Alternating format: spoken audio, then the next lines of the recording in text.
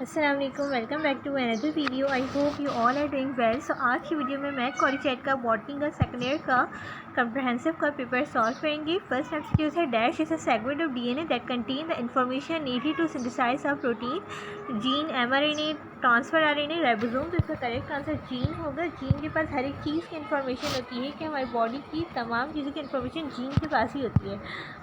Next, what is the correct speed of DNA replication per second? तो 50 to 500 nucleotide होती है।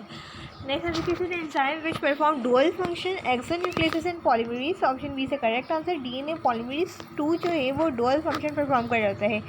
Here the template strand of DNA has the sequence of A, G, C, T, A, G, C. Then what will be the sequence of nucleotide and mRNA?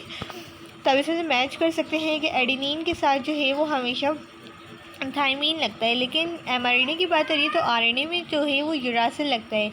तो adenine के साथ uracil, ये option C और D में आपको देखने को मिल रहा है। फिर ग्वानिन के साथ साइटोसिन लगेगा, एंड देन साइटोसिन के साथ ग्वानिन लगेगा, थाइमीन के साथ फिर एडेनिन लगेगा, और एडेनिन के साथ यूरासिल, और फिर एडेनिन के साथ यूरासिल, और फिर ग्वानिन के साथ साइटोसिन, और साइटोसिन के साथ ग्वानिन। तो ये आपको करेक्ट जो सिक्वेंस है वो आपको ऑप्शन सी के अंदर देखने को मिली है। तो ऑप्शन सी करेक्ट आंसर होगा। नेक्स्ट जैसे dash is an example of codominance in human beings. तो को डोमिनेंस की ह्यूमन बींग्स के अंदर ए बी ब्लड ग्रुप की एग्जाम्पल होती है। फिर है Duchenne patient are unable to synthesize. तो डिस्ट्रोफिन प्रोटीन जो होता है वो सिंथेसाइज नहीं कर पाते वो अपनी बॉडी के अंदर। प्रोटीन ओके जो है आप सबको पता है कि रेड कलर ब्लाइंडनेस होती है। एवोल्यूशन के मीन्स अनफोल्डिंग होता है। नेक्स्ट ऑब्जेक्ट है the frequencies of dominant and recessive allele in a population will remain constant from generation to generation. It is a statement of law Hardy-Weinberg law. The Earth Day is celebrated every year on which of the following date? तो 2 अप्रैल को Earth Day celebrate होता है। The causes of acid rain to human activities are called dash. Source वो anthropogenic होता है source, जिसके जरिए जो ये एक बचा है लाइक एसिड रेन की।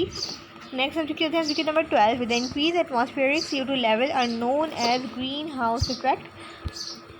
मेरे dash is yogurt forming bacteria. तो योगर्ट फॉर्मिंग बैक्टीरिया जो होता है वो लैक्टोबैसिलस होता है, जबकि ईस्ट में जो होता है वो सैक्रोमाइसीस होता है। फिर MMR vaccine is effective against measles, mumps, rubella. तीनों के लिए यूज़ होती है। तो all of these. The top milk producing animal है पाकिस्तान। तो आपको पता है कि वो नीली रवि है। तो option C is the correct answer. Next is the farming of honey bee is called. तो एपी कल्चर कह रहे थे फार्मिंग ऑफ हनी बी को। तो ये थे कुल टोटल 16 MCQ 16 टेयर्स। इसके बाद यहाँ पे आप शॉर्ट क्वेश्चन देख सकते हैं। आप इसका स्क्रीनशॉट ले लें। आपको 8 करने होते हैं short questions, and long question आपको यहाँ पे 3 लिखा हुआ है, लेकिन आपको लॉन्ग क्वेश्चन 2 करने होते हैं। वही जो डिफरेंट पेपर्स में रिपीट हो रहे हैं, succession, law of independent assortment and theory of natural selection, and various aspects involve in recombinant DNA technology, PCR, और यही सब क्वेश्चन हैं जो कि रिपीट हो रहे हैं। जीन एक्सप्रेशन भी दिया हुआ है।